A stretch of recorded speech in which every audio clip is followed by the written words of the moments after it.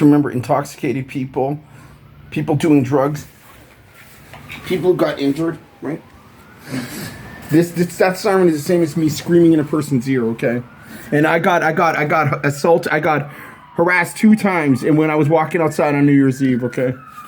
But honestly, this guy, no respect for anybody. New Year's Eve, making all this noise.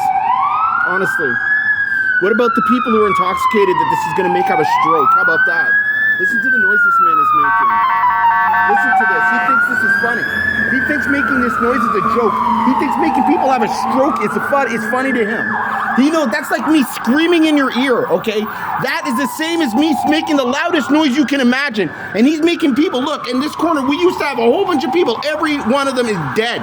All because of this guy and his loud siren. And he's making jokes about this. This is a joke to him, right? Listen, he's even using a horn on people who are intoxicated, right? Honestly, listen, people intoxicated. He's using a horn on them, right? Listen to that man.